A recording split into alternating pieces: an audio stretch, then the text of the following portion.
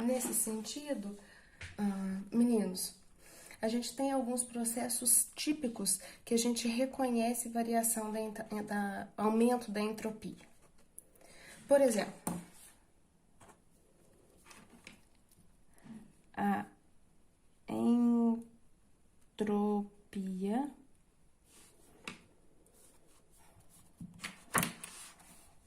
ela varia com os graus de liberdade.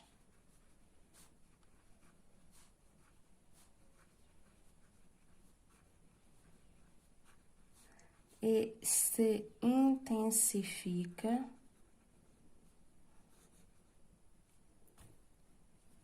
sob algumas condições. Primeiro, essas condições estão correlacionadas a alguns fatos observados. Primeiro, estado sólido, ele deve ter a entropia do estado sólido, ela deve ser menor do que a entropia do estado líquido, que por sua vez deve ser menor do que a entropia do estado gasoso. Normalmente, nós trabalhamos, nós avaliamos, nós temos a condição de medir a entropia sobre aquelas condições padrão que nós definimos no vídeo passado já, que são condições em que eu tenho pressão atmosférica de aproximadamente 1 atm, de 1 bar, e ainda trabalha 25 graus Celsius. Mas, a gente tinha visto na aula, no réu passado, que quando eu tinha valores para entalpia nas condições padrão, quando eu trabalhava nas condições padrão,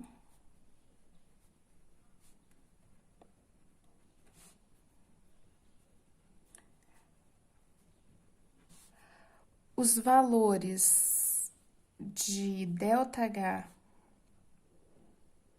padrão de formação para espécies, para as espécies mais simples, era nulo. Assim, eu tinha que, por exemplo, o valor da variação padrão de entalpia para o oxigênio era igual a zero. O valor da variação de entalpia padrão de formação para o nitrogênio era igual a zero. O valor da entalpia padrão de formação para o Cl2 era igual a zero. E assim para mais uma série de outros compostos. Se eu trabalhar nestas mesmas condições padrão para essas mesmas espécies químicas, o valor da entalpia padrão é diferente de zero. E a gente não pode mais omiti-los dos cálculos de variação de entropia para diferentes reações químicas. Mas a gente pode correlacionar aqui alguns outros parâmetros.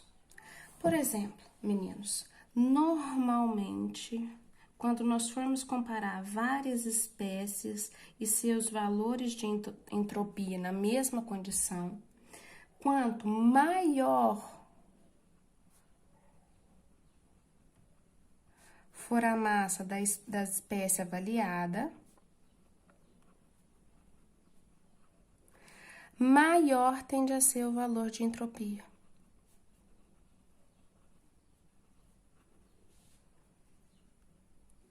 A entropia padrão. Assim, por exemplo, se eu pego o lítio, que está lá no primeiro período da tabela e que tem número atômico igual a 7, massa atômica igual a 7, eu vou ter que a entropia padrão para essa espécie é igual a 29 joule por Kelvin por mol.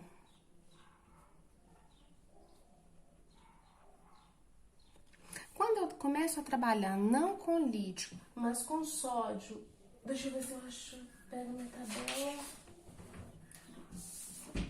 mas com sódio, que está aqui imediatamente abaixo do lítio, eu já passo a ter valores Sódio tem número de massa igual a 23. E o valor para entropia já alcança a unidade, a casa dos 50 joules por Kelvin por mol. Mas, se eu pegar e descer um pouquinho mais, passar agora para o potássio, que tem 39 de massa, o valor da entalpia já sai da casa dos 50 e atinge 65 joules por Kelvin por mol. Seguindo, então, essa tendência, mesmo para massas que sejam maiores. Contudo, meninos, isso normalmente funciona, porque para algumas outras espécies,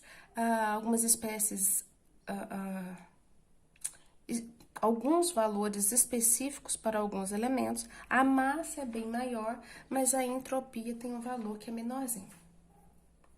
Mas, meninos, a gente ainda tem uma outra última consideração geral que nós podemos fazer, que a entropia, ela está diretamente relacionada ou ela aumenta à medida em que eu aumento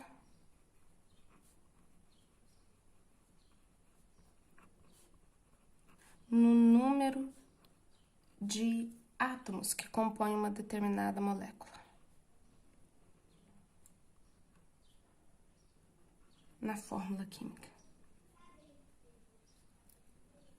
Para a gente citar, para a gente descrever aqui um exemplo, eu vou pegar a água que a gente começou a trabalhar desde lá do comecinho do vídeo, e eu tenho que o valor da entalpia padrão para a molécula de água na fase líquida é igual a 69,9 joule por Kelvin por mol. Agora, eu vou pegar um outro componente também presente na fase líquida, por isso que eu coloquei água líquida ali, que é o C6H6, benzeno.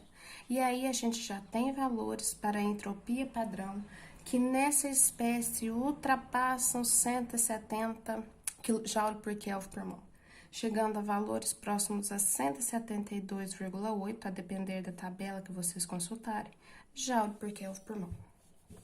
Meninos, a gente encerra aqui esse primeiro vídeo em que nós tratamos de aspectos qualitativos referentes à entropia, às condições de irreversibilidade e de espontaneidade do processo.